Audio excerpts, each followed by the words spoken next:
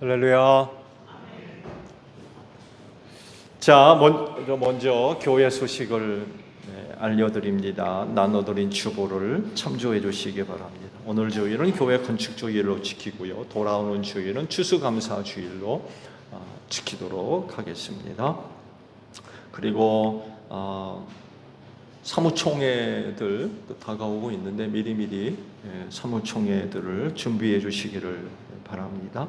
또 성탄절을 향해 4인 4색 말씀 집회가 오늘 해도 계획되었습니다. 12월 첫째 주일날 이준호 목사님이 오셔서 말씀을 전하시고 14일 둘째 주일에는 유영훈 목사님, 또 셋째 주일에는 최교돈 목사님, 성탄절 당일에는 담임 목사가 말씀을 인도합니다. 기도 부탁을 드립니다.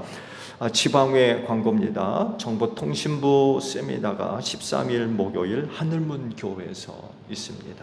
생각나시는 대로 기도 부탁을 드립니다. 옆에 있는 분들과 인사합시다. 주 이름으로 사랑합니다. 은혜 많이 받읍시다.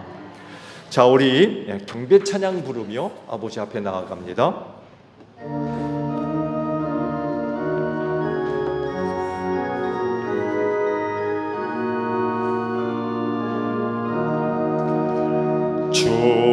우리 하나님 하늘에 계시니 언천하 만민 주 앞에 찬송하네. 이 천지 만물도 주 앞에 엎드려 그 거룩하신 이름을 늘 높이네. 아멘.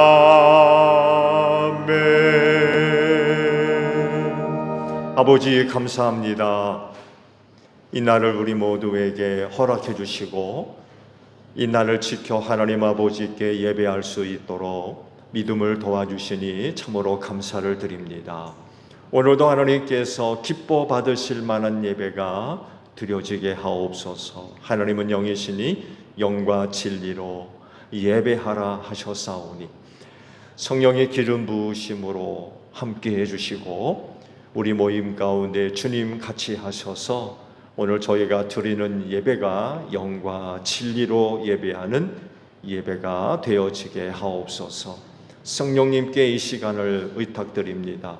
먼저 우리의 마음을 다스리시고 주관하셔서 힘과 뜻을 기울여 하나님을 예배하는데 조금도 부족함이 없도록 우리를 도와주시옵소서. 오늘도 저희가 드리는 예배를 통하여 하늘아버지 홀로 영광을 받아 주시옵소서. 존귀하신 예수님의 이름으로 기원하옵나이다. 아멘. 회개 기도합니다.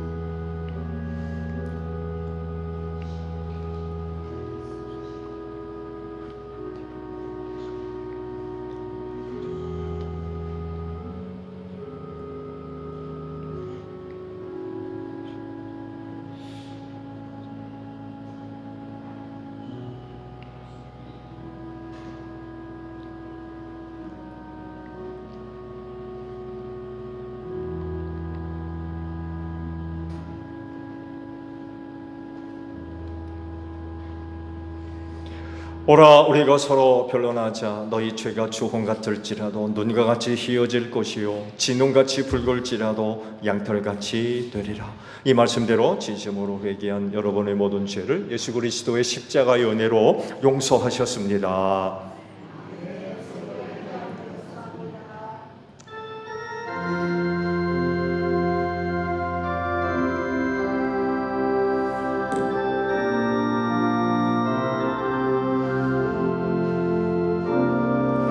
보혈을 지나 하나님 품으로 보혈을 지나 아버지 품으로 보혈을 지나 하나님 품으로 한 걸음씩 나가네. 존귀한 주 보혈이 내 영을 새롭게 하시네. 존귀한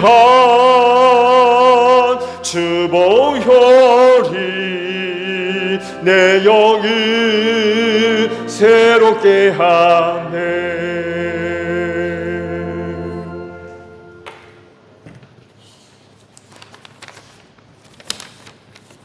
하나님 아버지 감사합니다. 하나님의 은혜로 제 사함을 받은 복된 저희들이 하나님 뵙기를 간절히 원하며 이 자리에 나왔습니다. 저희들의 삶 속에서 저희들이 의식하지 못하고 있는 순간에서도 늘 지켜주시고 보호해주시며 선한 길로 인도해 주신 하나님을 사랑하며 찬양합니다.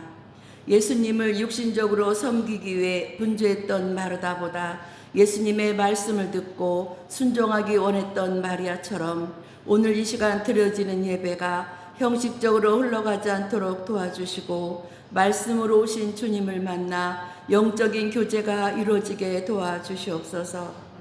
하나님의 영으로 혼이 변하고 육이 변하여 영이신 하나님을 세상에 드러나는데 부족함이 없도록 도와주시옵소서.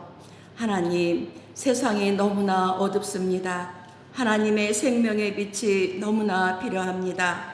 어둠을 몰아낼 수 있는 것은 하나님의 말씀이 견고히 서는 것인데 저희 대한민국의 현실은 너무나 힘들어지고 있습니다.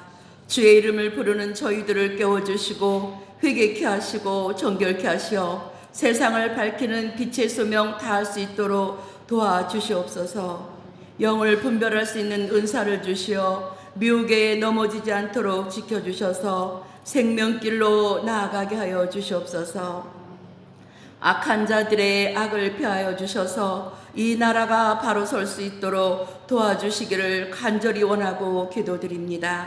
하나님, 이 시간 목사님 말씀 전하십니다. 주의 음성으로 듣게 하시고 말씀 들을 때 겸손한 마음으로 들을 수 있도록 저희들의 생각을 내려놓아 주시고 선악간의 판단을 저희들 뜻대로 하지 않도록 도와주시옵소서. 예배를 통하여 하나님과 하나 되는 귀한 시간 되기를 간절히 바라며 우리 주 예수 그리스도 이름으로 기도드립니다. 아멘.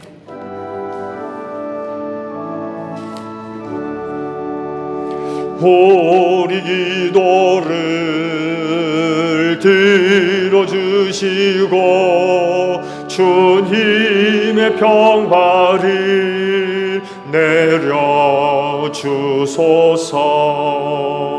아멘.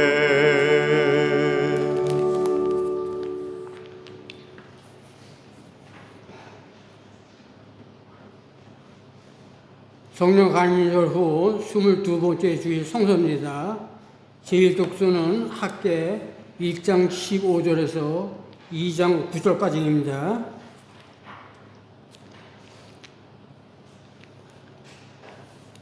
때는 다리우스 왕 2년 6째 달에 그 달 24일입니다.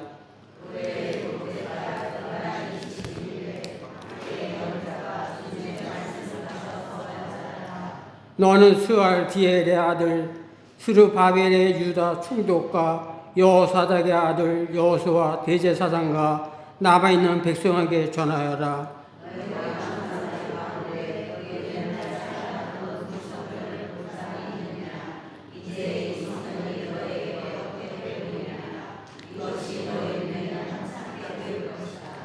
그러나 스룹바벨아 이제 힘을 내어라. 나 주의 말이다. 여호사닥의 아들 여호수아 대제사장아 힘을 내어라. 이 땅의 모든 백성아 힘을 내어라. 나 주의 말이다. 내가 너희와 함께 있으니 너희는 이 일을 계속하여라. 나 만군의 주의 말이다.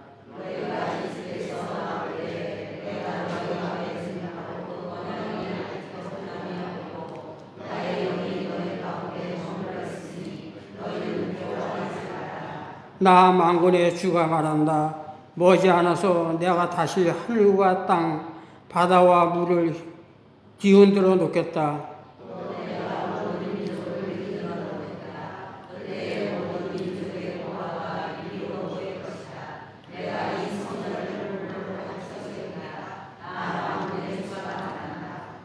은도의 나의 것이요 금도 나의 것이다. 나 만군의 주의 말이다.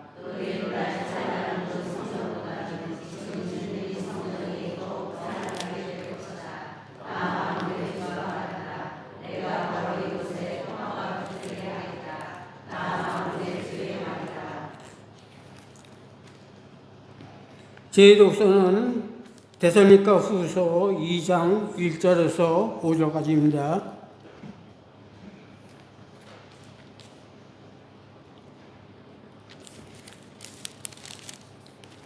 형제자매 여러분, 우리 주 예수 그리스도께서 다시 오시는 일과 우리가 그분 앞에 모이는 일을 두고 여러분에게 간청합니다.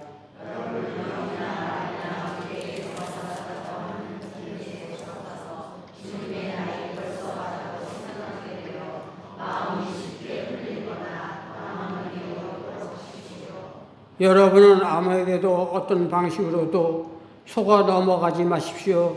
그날이 오기 전에 먼저 믿음을 배신하는 일이 생기고 불법자 곧 멸망의 자식이 나타날 것입니다.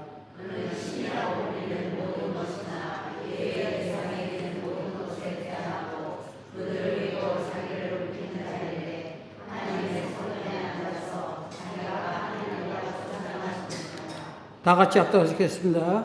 내가 여러분과 함께 있을 때에 그런 일을 여러분에게 거듭 말했다는 것을 기억하지 않습니까? 이는 살아계신 하나님의 말씀입니다.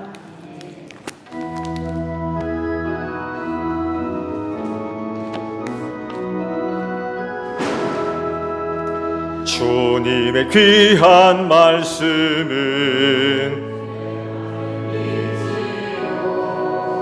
목마른 사막 길에서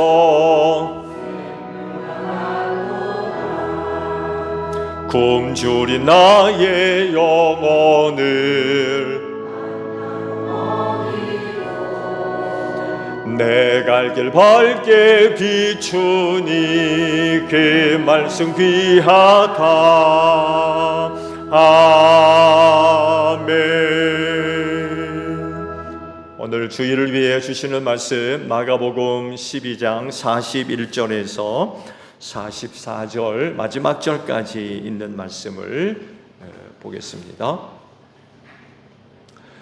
예수께서 헌금함 맞은쪽에 앉아서 무리가 어떻게 헌금함에 돈을 넣는가를 보고 계셨다. 많이 넣는 부자가 여럿 있었다. 그런데 가난한 과부 한 사람은 와서 냅돈 2닙 곧 한 고드란트를 넣었다. 예수께서 제자들을 곁에 불러놓고서 그들에게 말씀하셨다. 내가 진정으로 너에게 말한다. 헌금함에 돈을 넣는 사람들 가운데 이 가난한 과부가 어느 누구보다도 더 많이 넣었다. 모두 다 넉넉한 데서 얼마씩을 떼어 넣었지만 이 과부는 가난한 가운데서 가진 것 모두 곧 자기의 생활비 전부를 털어 넣었다. 아멘. 오늘도 주의를 지켜 하나님께 예배하시는 여러분 모두에게 부활의 소망이 충만하기를 축복합니다. 네, 감사합니다. 사무엘상 16장 7절에 있는 말씀을 먼저 볼까요? 그러나 주님께서 사무엘에게 이르셨다. 너는 그의 준수한 겉모습과 큰 키만을 보아서는 안 된다. 그는 내가 세운 사람이 아니다. 나는 사람이 판단하는 것처럼 그렇게 판단하지는 않는다. 사람은 겉모습만을 따라 판단하지만 나 주는 중심을 본다. 이 말씀의 배경은요, 사울 왕이 범죄를 해가지고 버리시죠. 그리고는 다윗 왕을 이제 불러 기름을 부어 세울 때 하셨던 말씀인데, 그의 맏형을 먼저 만났을 때, 야, 이 사람이구나 라고 사무엘이 생각했는데 하나님은 아니라는 거죠. 그러시면서 하신 말씀, 사람은 겉모습을 보지만 나 하나님은 중심을 본다 라는 말씀을 이때 하셨어요.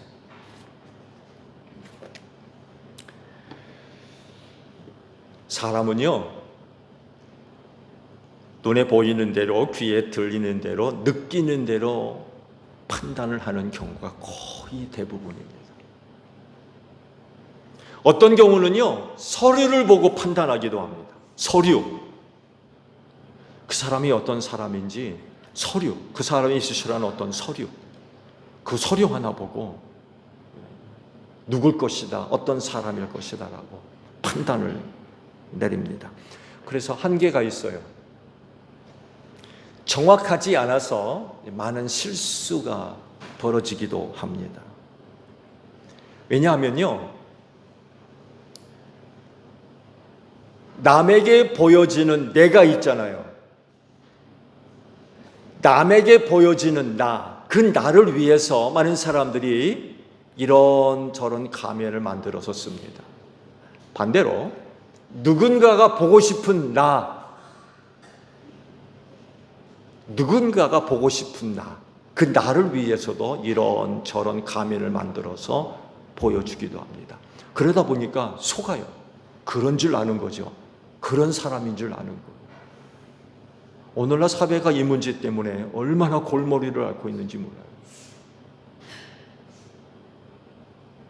사실 우리 가운데 일어나고 있는 거의 대부분의 많은 일들이 강아지 때문에 발생하나요? 집에서들 강아지 많이 키우죠. 고양이도 많이 키우고. 그것들 때문에 문제가 일어나는 경우가 얼마나 돼요? 거의 대부분의 문제는 누가 일으켜요? 사람이 일으킵니다. 사람이 문제예요. 그래서 어떤 모임이나 단체에서 필요한 사람을 뽑기 위해서 많은 애를 쓰죠. 그러나 그럼에도 불구하고 그 어떤 사람에 의해서 일어나는 문제들이 얼마나 많이 있는지 몰라. 왜? 가면을 쓰거든요. 내가 보여주고 싶은 나를 위해서, 또 남들이 보고 싶은 나를 위해서 이런저런 가면을 만들어서 쓴다는 거예요. 좋은 예로 사기꾼 보세요. 나 사기꾼입니다 라고 이야기하고 다니는 사람이 어디 있어요? 안 그런가요? 나 사기꾼이에요. 그건 사기꾼이 어디 있느냐고요. 나 사기꾼 아닙니다. 나 믿을 만한 사람입니다. 그걸 보여주려고 어떤 모습을 보여주지, 나 사기꾼이라고 얘기하는 사기꾼은 없다는 것입니다. 이런 것들을 볼 때에 사람에 대한 기준이 하나님이 보는 것과 사람이 보는 게 달라요. 근본적으로 다릅니다.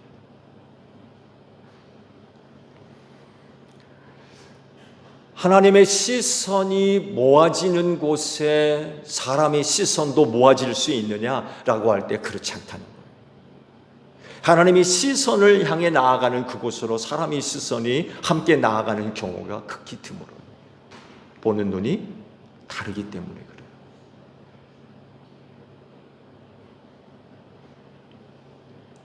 하나님은 뭔가를 바라보시지만, 하나님이 뭔가를 바라보신다는, 시선이 모아진다는 건 중요하게 여긴다는 거거든요. 근데 사람도 그것을 중요하게 여기느냐라고 할 때 사람은 전혀 안 그렇다는 거예요. 하나님의 시선이 모아지는 곳에 하나님의 시선이 모아지느냐? 그렇지 않다는 거죠. 관심 바뀐 경우들이 참 많이 있습니다.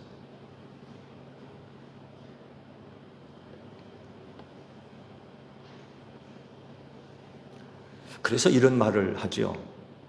인간은 자기가 보고 싶은 것 보고 듣고 싶은 것 듣는다고. 보고 싶지 않은 건요, 눈에 안 보여요.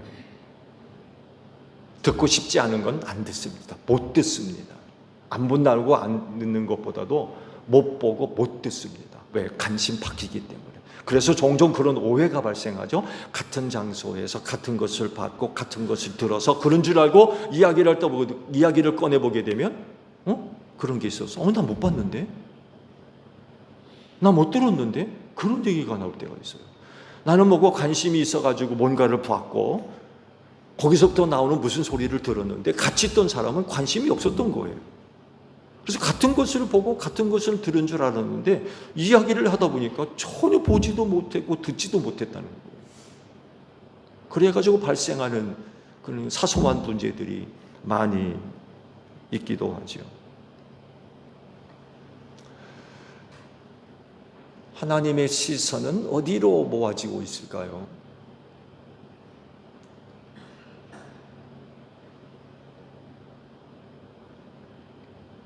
그 시선을 따라 여러분의 시선도 옮겨갈 수 있나요?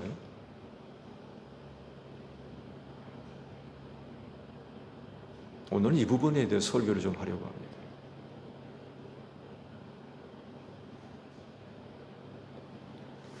오늘 주일에 주신 말씀은요, 같은 날, 같은 장소, 같은 시간 안에서 서로 다른 네 개의 논쟁과 서로 다른 세 개의 교육, 가르침 중에 하나입니다. 서로 긴밀하게 연결되어 있는 그런 말씀이에요.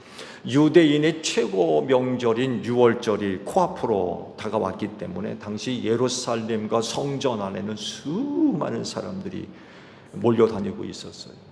유월절이 가까우게 되면 세계 각지에 흩어진 유대인들이 절기를 지키기 위해서 몰려왔거든요. 그러다 보니까 방 잡기도 어렵고 굉장히 혼란스러운 일들이 많이 일어났다고 그래요. 그 마지막 한 주간을 예수께서 예루살렘에 오르셨던 거죠.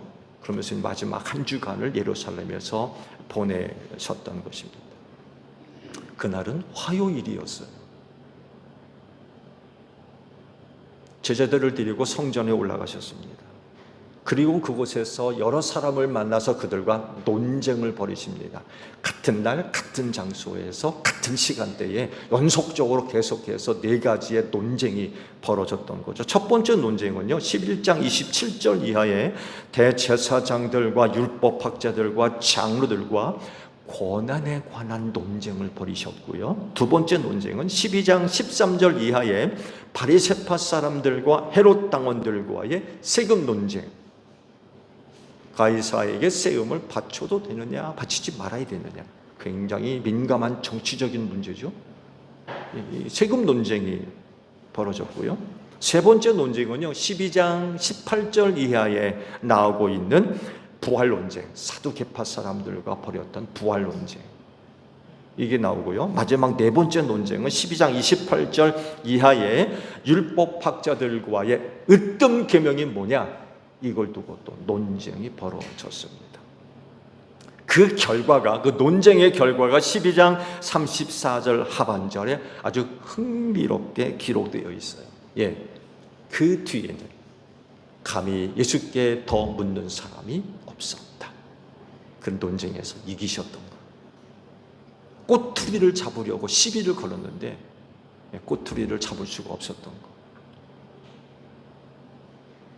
뒤이어 같은 장소에서 세 가지 가르침을 제자들에게 주셨습니다. 첫 번째가 12장 35절에 나오는 그리스도와 다윗과의 관계에 대해서 가르치셨고요. 두 번째 가르침은 38절 이하에 나오는 율법학자들을 조심해라 라는 가르침이 있었고, 마지막 세 번째 가르침이 오늘 주일 주신 헌금과 관련된 가르침을 제자들에게 들려주셨습니다.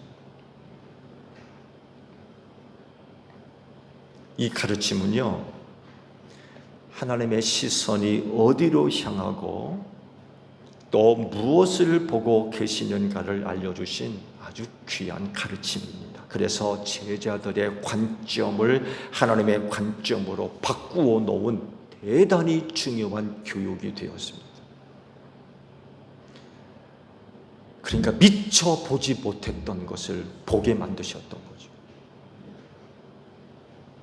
그들의 닫힌 눈을 열으셨고 보지 못했던 것을 보게 하셨던 거죠. 미처 하나님의 시선이 모아지는 곳으로 보지 못했던 제자들의 시선을 한 곳으로 모아놓는 이런 그 계기가 됐던 거죠. 오늘 주일에 주신 말씀, 여러분이 아마 익히 잘 알고 계시는 그런 말씀일 겁니다. 예수님은 이 사건을 통하여 뭘 이야기를 하고 계시는 걸까요? 예수님이 이렇게 말씀하지 않으셨으면 그냥 묻혀질 만한 작은 에피소드입니다. 예수님이 이야기를 꺼냈으니까 그렇군요 라고 했지, 예수님이 말씀조차 하지 않으셨으면 그냥 그런 일이 있었는지 없었는지도 모르고 그냥 지나갈 만한 그런 일이었던 거예요. 근데 예수님은 그걸 놓치지 않으셨던 거예요. 그 미처 보지 못했던 것을 주님은 보고 계셨던 거죠. 아무도 보지 못했던 걸 주님이 보셨고 그곳에 주님의 시선이 모아져 있었던 것입니다. 말씀을 보게 되면 사람들이 헌금궤에 헌금 드리는 것을 유심히 보고 계셨어요. 구경 차원을 넘어선 거죠. 헌금궤에 헌금 드리는 것을 어떻게 드리고 있느냐, 드리는 사람들의 그 속을 하나하나 들여다보고 계셨던 거예요. 그리고 그 한 사람에게 주님의 시선이 모아졌던 것입니다. 아무도 보지 못하던 걸 주님은 처음부터 마지막까지 전부 보고 계셨던 것. 성전에 놓여졌던 헌금궤는 모두 13개였다고 그래요. 유대인들만 다니는 여인의 뜰에 이 13개의 헌금궤가 놓여져 있었고요. 그중 9개는 성전세와 제물을 대신해서 헌금을 넣을 수 있는 헌금궤가 9개가 마련됐고, 나머지 4개는 가난한 자의 구제를 위해서 헌금을 넣는 헌금궤가 따로 이렇게 놓여져 있었다고 그래요.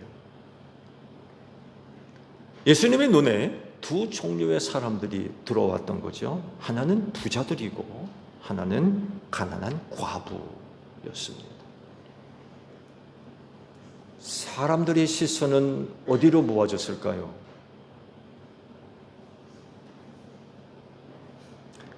부자들이었을까요? 가난한 과부였을까요?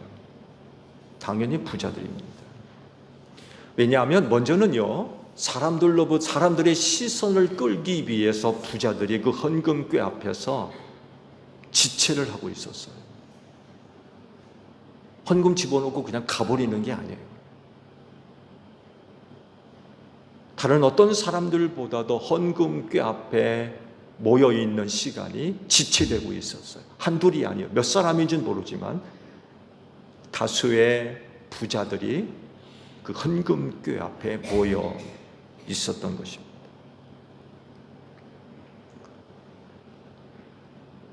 당연히 더 많은 헌금이 드려졌겠죠.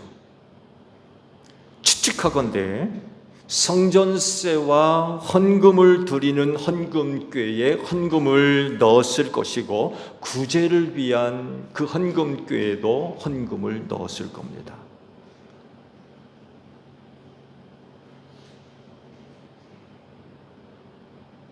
그리고 여기서 사람들의 시선을 잡아두려고 하는 그런 그 모습들이 보여졌던 거죠. 사람들의 반응은 어땠을까요?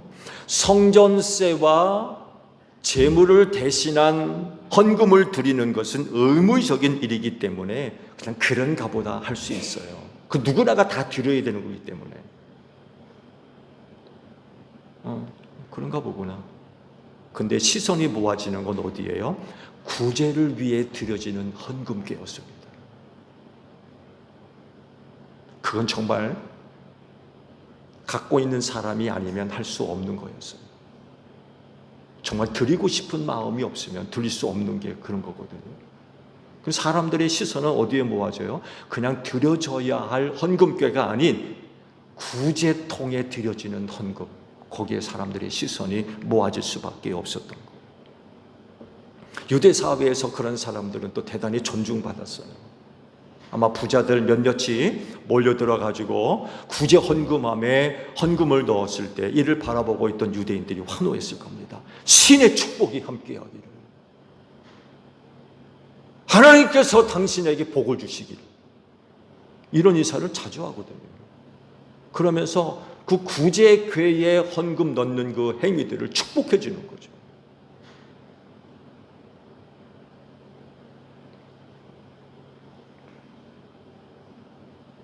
말씀을 보게 되면요, 부자들이 헌금궤에 헌금을 넣는다고 하는 그 단어의 의미가요, 계속적인 행위를 포함하고 있는 단어라고 그래요. 던져놓고 마는 게 아니라 계속해서 헌금궤에 헌금을 넣는 행위, 한두 푼이 아니었던 거예요.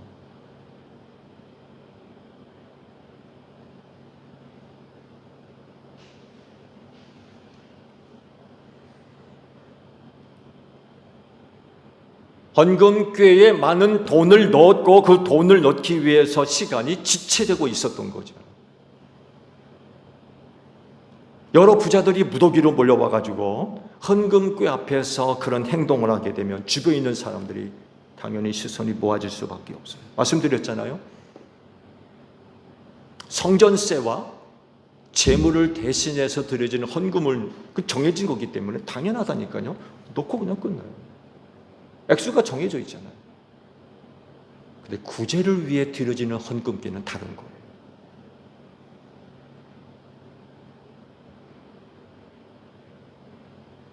계속된 행위라고 했을 때 아마 구제를 드리는 헌금기 앞에 그 부자들이 오랫동안 머물러 있었던 거예요. 많은 돈을 드렸기 때문에 지체되고 있는 거죠.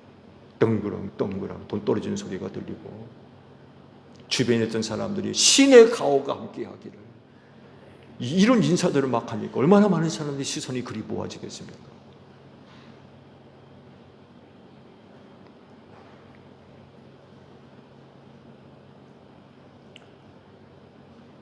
가난한 과부가 헌금을 드릴 때에는 어땠을까요?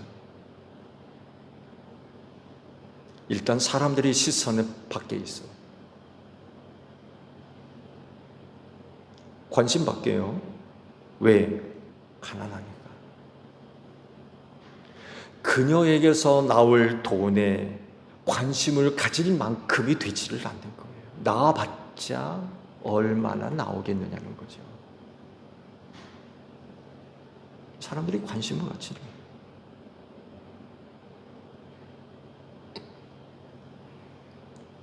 실제로 그녀가 드린 헌금의 액수가 밝혀지죠. 넵돈 2립, 로마 화폐로 한 고드란트. 당시 화폐 가치를 따지면요, 렙돈은 헬라의 화폐 단위입니다. 가장 작은 단위였고요, 고드란트는 로마의 화폐 단위입니다.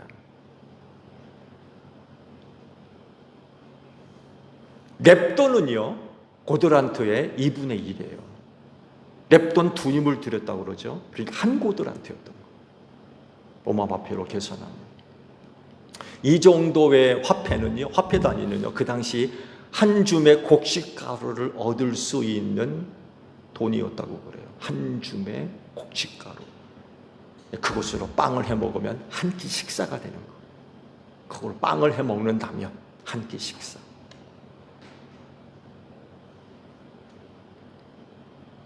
(42절에) 그녀의 상황을 이렇게 말씀을 하셨죠. 가난한 과부.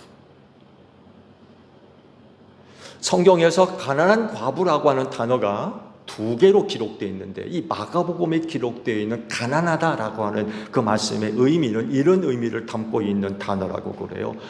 구걸하는 수준의 가난, 구걸해야만 하는 수준의 가난. 가난한 과부라고 할 때 가난은 구걸할 수준, 구걸해서 먹고 사는.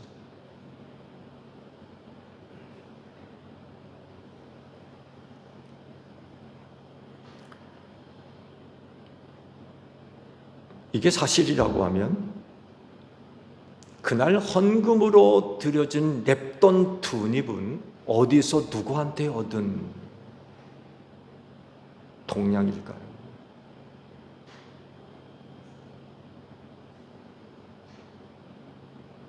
그만한 돈을 낼 형편이 안 되는 거죠.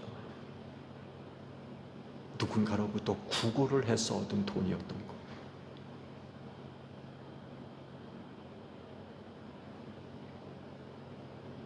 부자들이 헌금을 드리는 모습과 비교가 되죠. 말씀을 드린 대로 문법상 부자들이 드리는 행위는 계속적인 행위가 담겨 있는 단어입니다. 계속해서 헌금을 드리는 행위. 한두 푼이 아니었던 거예요.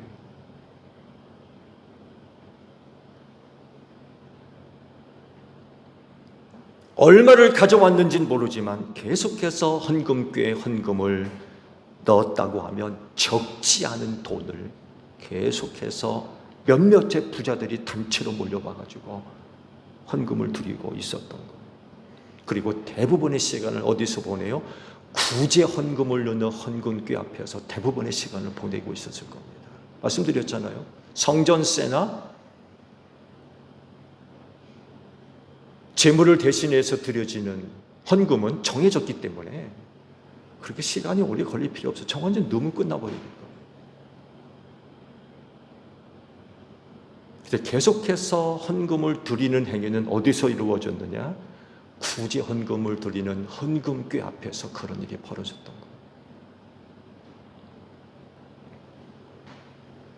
이렇게 행동함으로써 주변 사람들의 시선을 자기들에게 모을 수 있었고, 주변 사람들이 환호를 할 때마다 그 환호를 들었던 부자들이 얼마나 뿌듯해 했겠습니까? 야, 나 지금 대단한 일을 하고 있구나.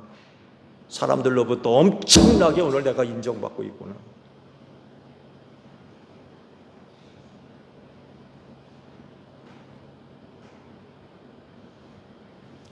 가난한 과부에게 시선을 맞춰보세요. 예수님이 바로 가난한 과부에게 시선을 모으고 계시는데, 여러분들도 여러분의 시선을 한번 가난한 과부에게 모아보십시오. 그녀가 성전에 들어왔을 때 주변 사람들의 반응이 어떻게 보이고 계십니까? 여러분의 거룩한 상상력을 동원해가지고 성전에서 움직이는 가난한 과부의 동선을 따라 여러분의 시선을 한번 쭉 따라가 보세요.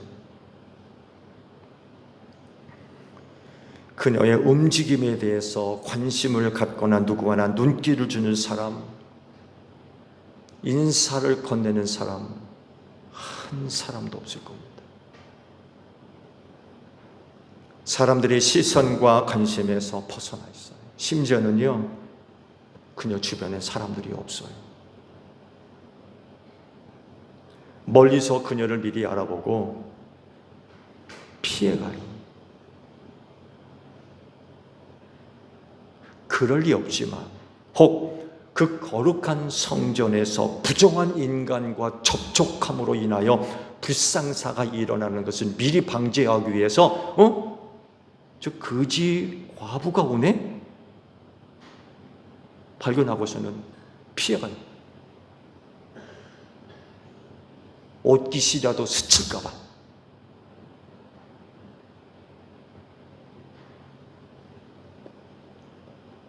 헌금을 관리한 대제사장들, 그녀가 헌금궤 앞에 섰을 때 제사장들의 눈길이 어떤지 보이십니까? 이 인간이 여기 왜 왔나? 헌금을 넣는다고 헌금을 넣는데 저거 혹시 부정한 돈 아니야? 저 부정한 돈을 드림으로 인하여서 이 부정하게 되면 어떻게 되나? 온갖 근심과 걱정과 두려움, 심지어는 모멸과 천대, 이런 것들이 복합적으로 작용한 제사장들의 반응과 태도. 안 보이십니까?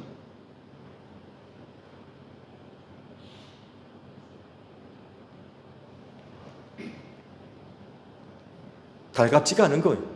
성전에서 이런 인간 만나는 게 달갑지가 않은 거예요. 근데요, 멀지 않은 곳에서 그녀를 바라보는 시선 하나가 있죠. 예수님. 누구도 보지 않고 있는 그 가난한 과부, 그 과부를 바라보고 계시는 한 사람의 시선이 있어요. 예수님이 보고 계시는 거. 처음부터 마지막까지.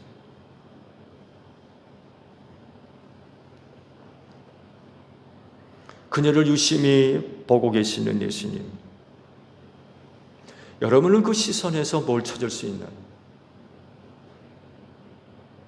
예수님의 눈길은 뭘 얘기하고 있는 걸까요? 묵묵히 바라보고 계시는 예수님.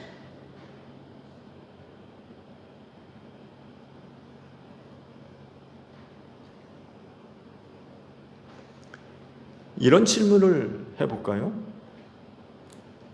하나님 앞에서 부자와 가난한 과부, 어떤 차이가 있나요?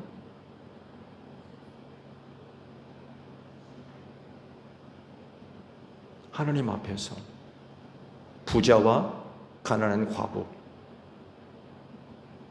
어떤 차이가 있어요?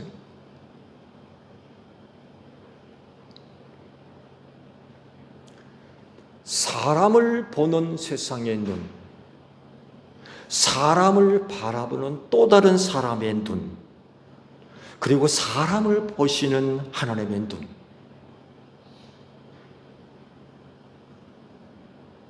같을까요?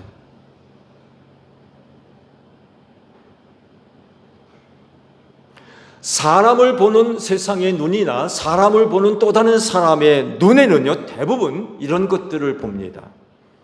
크다, 많다, 높다, 좋다, 비싸다, 명품?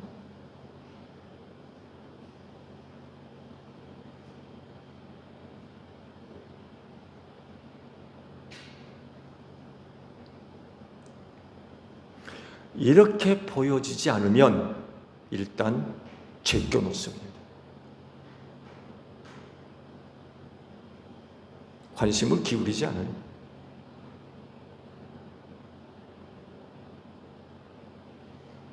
시선 끌지도 못하고요.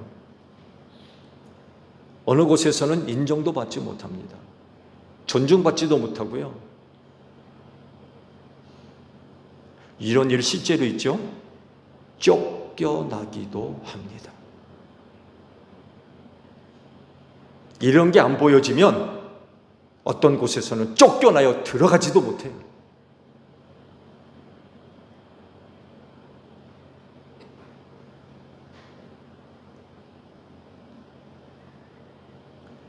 하나님께서 사람을 보실 때는 뭘 보실까요? 많은 거? 큰 거? 좋은 거? 높은 거? 하나님도 이렇게 보고 계실까요?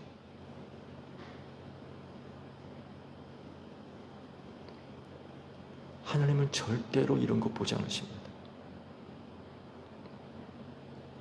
하나님은 사람 그 자체를 보실 분이지 그 사람의 많고 크고 좋고 높고 이런 거 보지 않으세요. 이런 게 관심을 기울이지 않으십니다. 왜? 그런 것들이 그 사람을 이야기하는 것이 아니라는 걸 너무나도 잘 알고 계시는 거예요. 근데 우리는 다르거든요. 좋고 크고 많고 높으면 그 사람이 그런 줄 알아요. 근데 아니잖아요. 그런데 그럼에도 불구하고 세상이 보는 사람, 사람을 보는 또 다른 사람은 이런 것들을 보려고 그래요. 그리고 그렇게 보여지려고 그러고. 근데 하나님은 전혀 그렇지 않다. 그냥 사람 자체를 보신다는 거죠.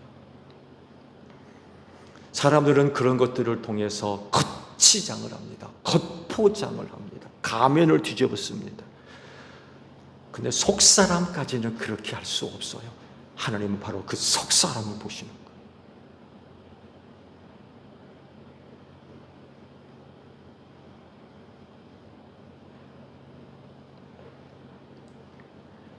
성전 안에 있던 많은 사람들의 시선이 한 곳으로 모아졌어요. 헌금궤 앞에서 많은 헌금을 드리느라 지체하고 있는 부자들에게 저들의 시선이 빼앗기고 있는 거죠. 그래서 묶여졌어요.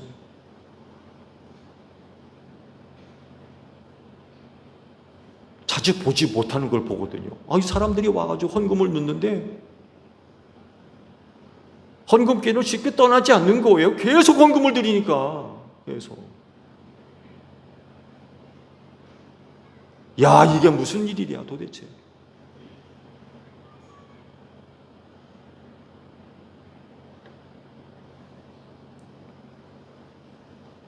그렇지만 예수님은요, 그들을 보고 계신 게 아니라 아무도 보지 않는 한 여인, 가난한 과부에게 시선이 모아지고 있었어요.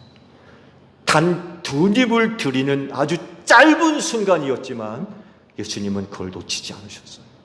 말씀드렸잖아요. 예수님이 얘기하지 않으면 그냥 지나치고 묻힐 만한 이야기입니다. 그런 일이 있었나 할 정도로 그런 일이에요. 근데 그 짧은 순간, 두 입을 드리는 그 짧은 순간 예수님이 놓치지 않으셨던 거예요.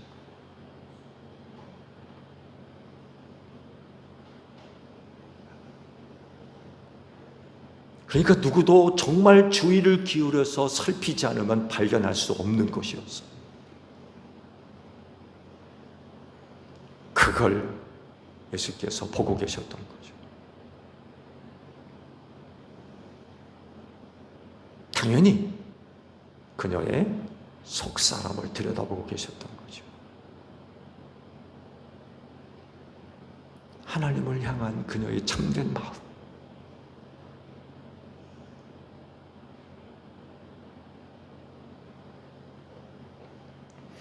이미 예수님은요, 월요일 날에도 성전에 올라오셨어요. 올라오셔서 무슨 일을 하세요? 성전 청결 사건을 벌이셨어요.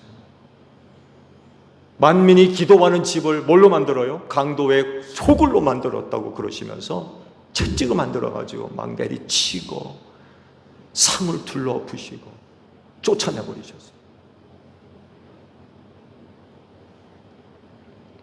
그런데요, 그 다음 날 성전에 누가 나타나요? 부자들이 나타납니다. 여러분이 부자들이 누구예요? 예수님 시대 부자들 누구겠습니까? 로마 치하에서 그리고 유대 종교 사회에서 부자로 살려면요, 그야말로 맨입으로 안 됩니다.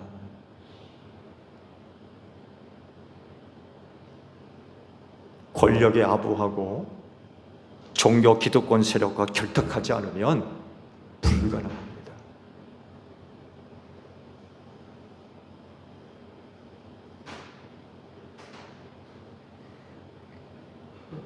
그렇게 해서 모은 돈을 헌금으로 드리는 모습이 예수님 눈에 어떻게 비춰졌겠어요?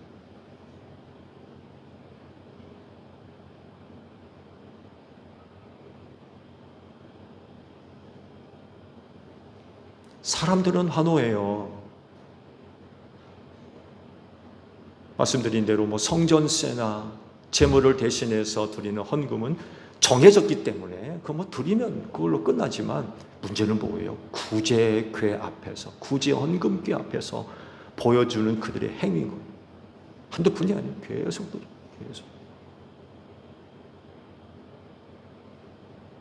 사람들은 환호할 수밖에 없죠. 그건 누구나 할 수 있는 게 아니었기 때문에 그건 보기 드문 일이었을 겁니다. 얼마나 많은 사람들이 환호했겠어요.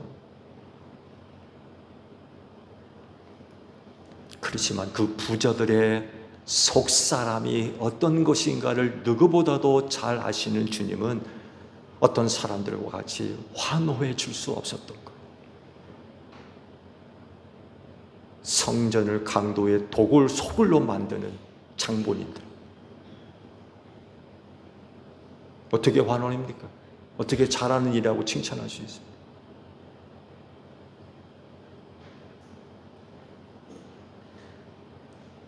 오히려 구걸에서 얻은 피 같은 돈을 헌금으로 드리는 과부의 마음을 더 값지고 귀하게 보고 계셨던 거죠.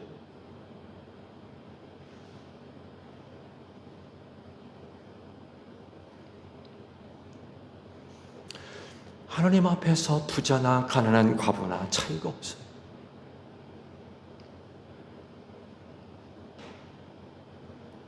왜냐하면 예수님은 그 사람 자체를 보시기 때문에 그래요. 그렇다고 하면 많고 적음이 무슨 이유가 돼요?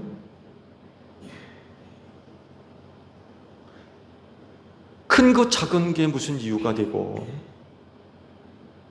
높고 낮은 것이 무슨 이유가 될 것이며, 좋고 나쁜 것이 무슨 이유가 되고, 비싸고 싼 것이 무슨 이유가 될 것이며, 명품과 중고가 무슨 차이가 있어요? 무슨 의미가 있어요?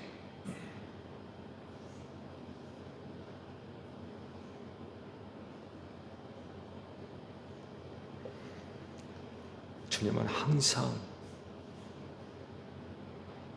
그 사람의 마음을 들여다보십니다. 그 사람 자체를 보고 계십니다. 하나님을 향한 사랑, 그 한 사람의 사랑, 하나님을 향한 그 한 사람의 사랑이 어떤지, 그걸 찾으시는 거죠. 여기로부터 나오는 것이야말로 어떤 것보다 크고, 어떤 것보다 많고, 어떤 것보다 좋은 것이 되는 거죠. 하나님이 기뻐 받으실 수 있는 게 되는 거예요. 오늘도 하나님은 우리를 바라보실 때 많고 크고 좋고 그거 보시는 분이 아니세요. 그냥 나 자신 자체를 보고 계시는 거죠. 그 사람의 속사람이 어떤지, 과연 그 속사람이 하나님을 향한 사랑, 그 사랑을 갖고 있는지, 그걸 보시는 거죠.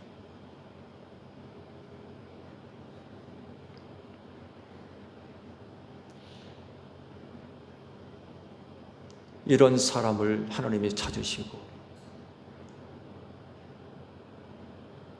그들을 기쁘게 받아주실 줄로 믿습니다.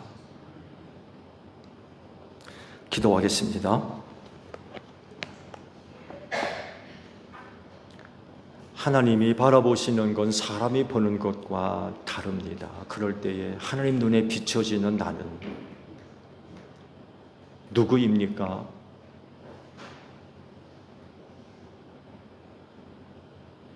다른 사람보다 많고 크고 좋고 비싸고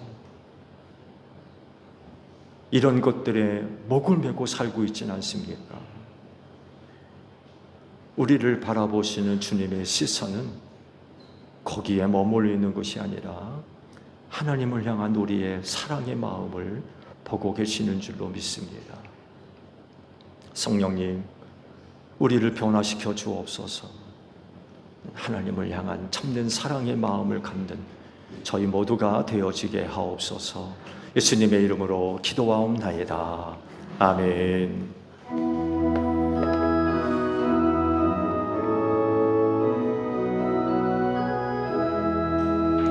낮에는 구름 기둥과 주 백성 앞에 나타나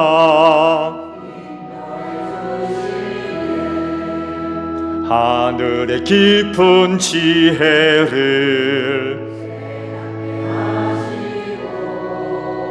주 말씀 밝히 알도록 늘 도와주소서. 아멘. 화답 찬양 하나님께 드립니다.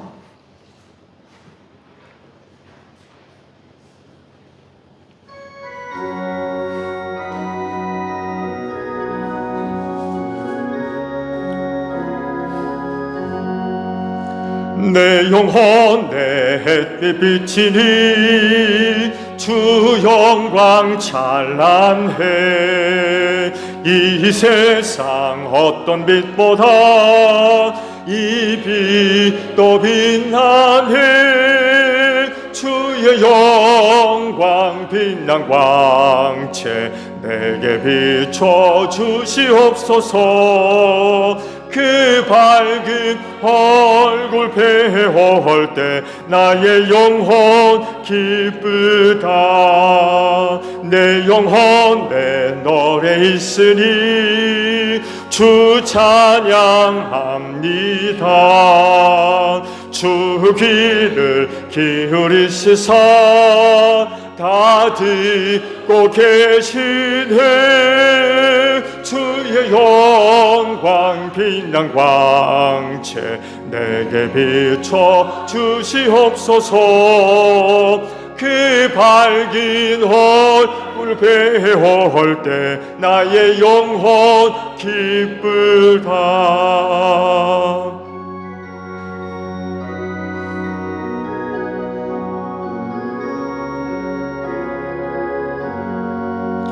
내 영혼 내 희락이고 큰 소망 넘치네. 주 예수 복을 주시고 또 내려주시네. 주의 영광 빛난 광채 내게 비춰 주시옵소서. 그 밝은 얼굴 배울 때 나의 영혼 기쁘다. 주께서 말씀하시길 내가 제단에 제물을 드리려고 하다가 내 형제나 자매가 내게 어떤 원한을 품고 있다는 생각이 나거든 너는 그 제물을 제단 앞에 놓아두고 먼저 가서 내 형제나 자매와 화해하여라. 그런 다음에 돌아와서 제물을 드려라 하셨습니다. 주님의 평화가 여러분과 함께 하시기를 축복합니다. 화해를 이룬 증거로 주변 교우들과 평화 인사를 나눕시다. 샬롬.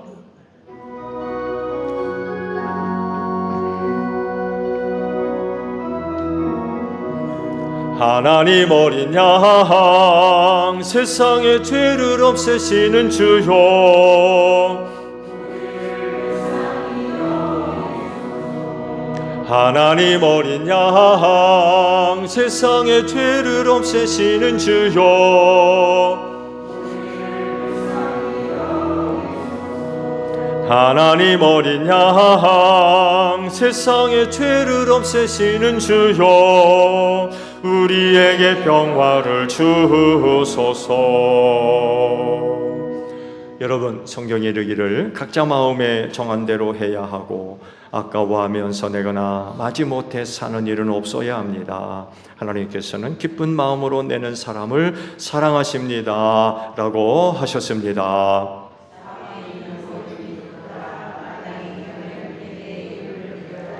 아멘.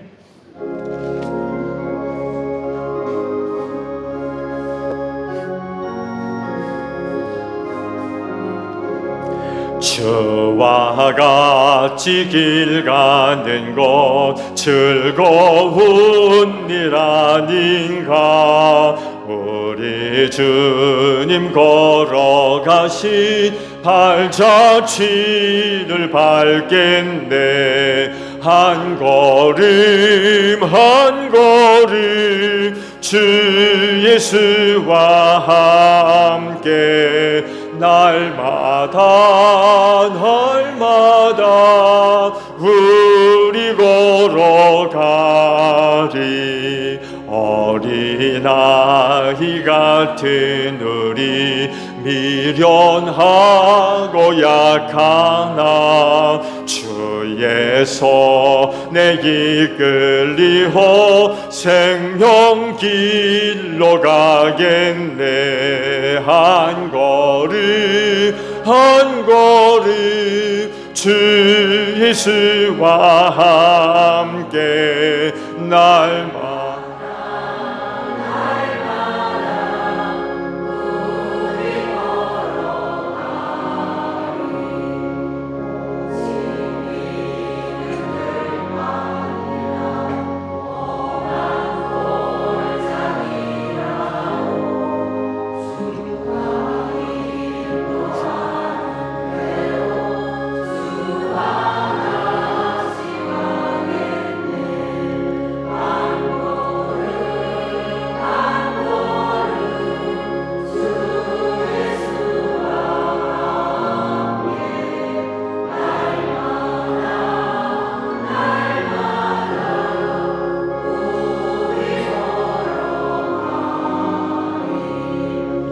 선지자 헤녹같이 우리들도 천국에 들려 올라갈 때까지 주와 같이 걷겠네.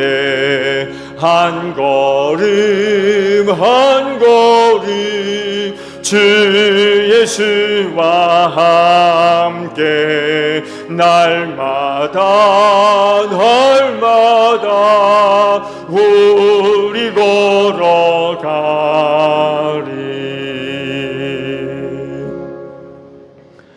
하나님의 은혜로 살았음을 고백드립니다. 한 주간을 생활하면서 내가 갖고 있는 힘과 재주가 아닌 하나님께서 베풀어 주시는 은혜로 살았음을 고백드립니다. 하나님의 은혜가 아니었으면 여러 가지 어려운 자리에서 낙심하고 절망하고 쓰러질 수밖에 없었지만 위로부터 임하는 은혜와 사랑과 능력이 나를 사로잡아 주셔서 모든 일들 하나님의 영광을 위해 잘 감당할 수 있도록 은혜 베풀어 주신 것 감사드립니다. 세상이 점점 많이 어려워지고 있지만 또 그만큼 하나님의 은혜와 사랑도 큰 줄로 믿사오니 언제나 하나님을 의지하게 하시고 하나님을 바라보게 하시며 그 하나님을 나의 구원의 소망으로 삼고 믿음의 인내로서 남은 신앙의 경주의 길을 끝까지 달려갈 수 있는 저희 모두가 되어질 줄로 믿습니다. 하나님의 은혜는 언제나 나에게 생명이 되는 줄로 믿습니다. 또한 능력이 되어져서 하나님의 영광을 위하여 모든 일들을 넉넉하게 잘 감당할 수 있는 저희 모두가 될 줄로 믿사오니 하나님이여 하늘문을 활짝 열어주시고 하나님의 귀한 자녀들에게 은혜를 더하여 주시옵소서. 그 은혜를 받은 성도들로서 우리 제일교회 성도들 있는 곳에서 빛을 발하게 하시고 예수의 향기 날리며 하나님의 살아계심과 능력의 역사를 증거하는 복된 삶이 이루어질 수 있도록 하나님이 귀한 믿음들을 꼭 축복하여 주시옵소서. 피땀 어린 예물입니다. 허탄한 곳에 쓰이지 않게 하시고 오직 하나님의 영광과 뜻을 이루는데 소중하게 사용될 수 있도록 성령께서 귀한 길로 인도하여 주시옵소서. 감사드리며 예수님의 이름으로 기도하옵나이다. 아멘. 파송 찬송합니다.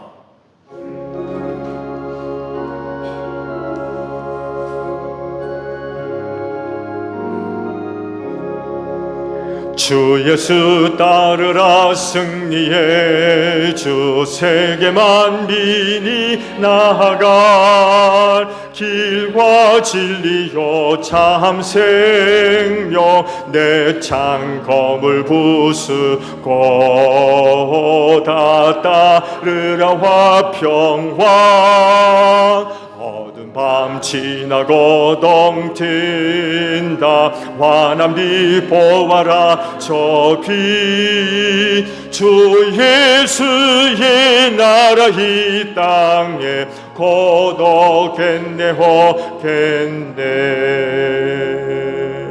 너희는 온 천하를 다니며 만민에게 복음을 전하라.